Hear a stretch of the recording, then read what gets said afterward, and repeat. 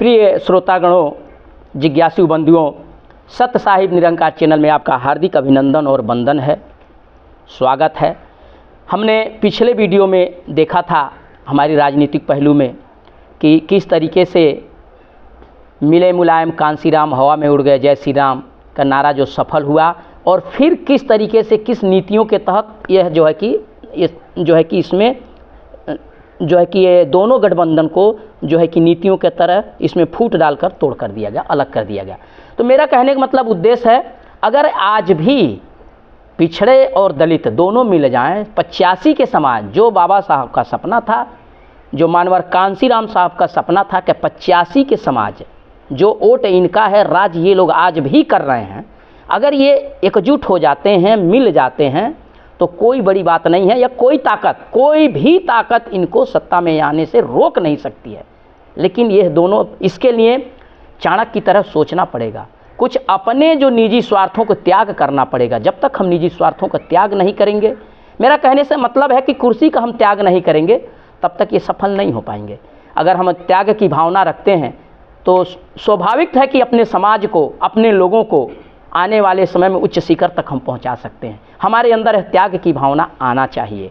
जैसे कि चाणक्य के बारे में तो आप सभी जानते हैं, चाणक्य बुद्धि के कारण जाने जाते हैं, विद्वान ये कहना चाहिए कि विधता के कारण जाने जाते हैं, विद्वता के कारण जाने जाते हैं। उनकी नीति जो है कि दुनिया में सफल हुई। तो आखिर क्या था, वो चाहते मगधराज को जो है कि धनानंद का पूरा समूला नाश करके चंद्रगुप्त मौर्य को ले आए उन्होंने, और चंद्रगुप्त जो है कि घनानंद का जो शासन काल जो था, उस समय का शासन चंद्रगुप्त मौर्य यानी मौर्यों के हाथ में दिया, मौर्यों के हाथ में दिया।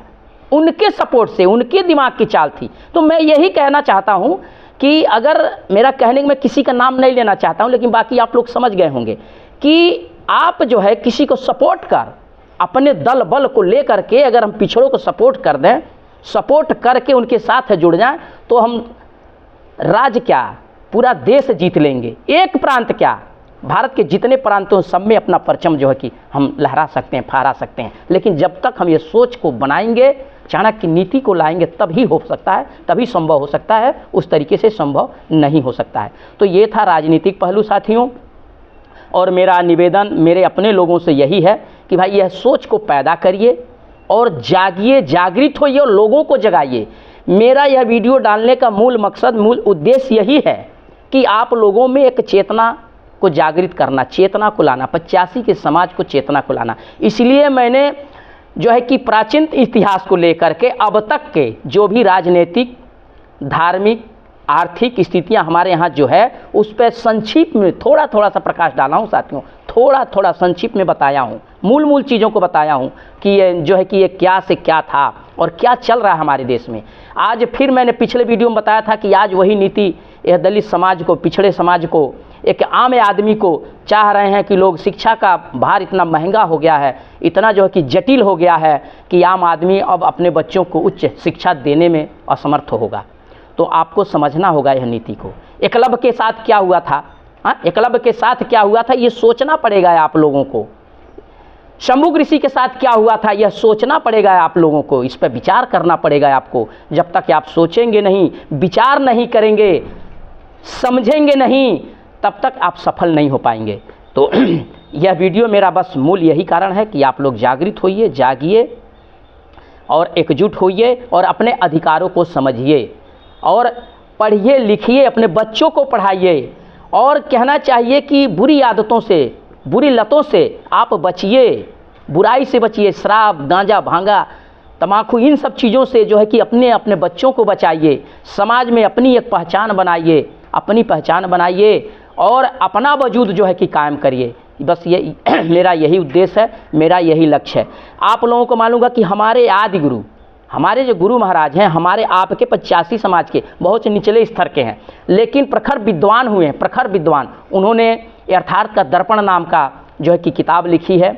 उन्होंने सत्य साहिब पाठ का रचना किया है, जो सीधा सिंपल भाषा में है साथियों, और मानव जीवन की समस्त धुरियों को उसमें रखे हैं। आगे चल के मैं इसके बारे में बताऊंगा आपको। समस्त ज्ञान, चाहे वो तत्व ज्ञान हो, चाहे वो ब्रह्म ज्ञान हो, चाहे आत्मज्ञान हो, समस्त ज्ञानों की परिभाषा उसमें दी गई है और अब बढ़िया से दी गई है, अच्छे से समझाई गई है।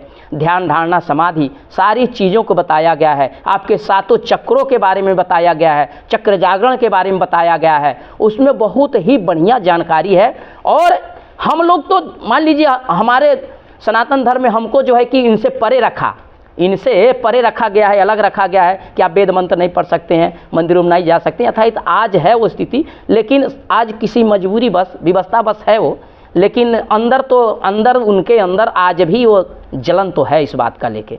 इस बात को तो हम क्यों पढ़ें? हम चाह रहे हमारे समाज के, हमारे अपनों का उनसे उत्तम, उनसे बढ़िया लेख आ चुका है, तो हम क्यों ना अपने इस लेख को जो है कि लेकर चलें और इनके विचारधाराओं को समझें और अपने जीवन को सुंदर और सुगमय बनाएं। उसमें बहुत ही बढ़िया जीवन जीने की कला उन्होंने बताया है कि जीवन कैसे जिया जाए, कैसे अपने जीवन को एक जो है कि सुंदर रूप में जो है कि हम उसको जिएं और जीने का कला सीखें। बहुत ही बढ़िया, बहुत ही निर्मल और सुंदर जो है कि उन्होंने इस सत्य साहिब पाठ के नाम से जो आप लोगों को दिया है, लिखा है, दिया है हमको, वह आगे चल के मैं बताऊंगा। आप उसका अनुसरण करें। अगर जिनको जिज्ञासा है, जो लोग इससे जुड़ना चाहते हैं, तो मेरा जो है कि उसमें नंबर दिया हुआ है, आप लोग इससे जुड़िए, संपर्क करिए और आगे चल के उसके बारे में मैं बताऊंगा साथियों। तो अभी तक हम लोगों ने अपने इतिहास, प्राचीनतम इतिहास से चल के आर्य से, भारत में आर्यों का आगमन, आर्यों के बाद फिर मुगलों का आगमन, मुगलों के बाद जो है कि ब्रिटिश गवर्नर का आगमन, और किन किन परिस्थितियों में भारत देश का राजनीतिक, आर्थिक, सामाजिक स्तर कैसा था और किस तरीके से था, हम लोगों ने देखा। और आज के दौर में कैसा है और आने वाले भविष्य के दौर में आपके हाथ में, आप चाहें तो बाबा साहब ने, हमने पहले बताया था कि बाबा साहब 1956 में ही चल दिए, कुछ समय और रह गए होते हमारे देश में, तो आज दलितों और शूद्रों, पिछड़ों की जो है कि स्थिति जो कुछ और होती। तो साथियों, मेरा यह वीडियो बनाने का एक ही उद्देश्य है कि अपने लोगों को, हर किसी का उद्देश्य होता है कि अपनों को जागृत करना। अपनों के लिए रामायण में बाबा तुलसीदास जी ने अपनों के लिए रामायण में कई चौपाइयाँ लिखी हैं, जो आज आप लोग देख रहे हैं कि खूब उस पर घमासान मचा हुआ है भाई। लेकिन जो निंदनीय है उसका निंदा तो होगा, वो तो निश्चित है। मैंने पिछले वीडियो में कहा था, आज नहीं तो कल उसका निंदा होगा। और निंदा, जो निंदनीय चीज़ का समर्थन करना, यथार्थ सत्य के साथ खिलवाड़ करना है। भाई आप लोग सत्य के समर्थक बनिए। सत्य सदा अविनाश है, सत्य न होवे नाश, आज सत्य साहिब के हृदय में सदा सदगुरु का वास। तो सत्य है। पिछले वीडियो में बताया कि वो तीनों काल में अक्षय है, अमर है, कभी उसका विनाश नहीं होगा। चाहे वो भूत हो, चाहे वर्तमान हो, चाहे भविष्य हो, वो क्षय नहीं हो सकता है। जो चीज़ें गलत हैं, जो हमारे वेद शास्त्रों में गलत थी, धीरे धीरे उनका क्षय हो गया, उनका नाश हो गया और आगे भी नाश होता रहेगा। अगर लोग संशोधन की मांग कर रहे हैं, परिवर्तन की मांग कर रहे हैं, कुछ जो गलत चीज़ें हैं उस पर, तो उसमें गलत क्या है? आप लोग भाई उसका समर्थन कीजिए, उनका साथ दीजिए, उनका सहयोग कर दिए।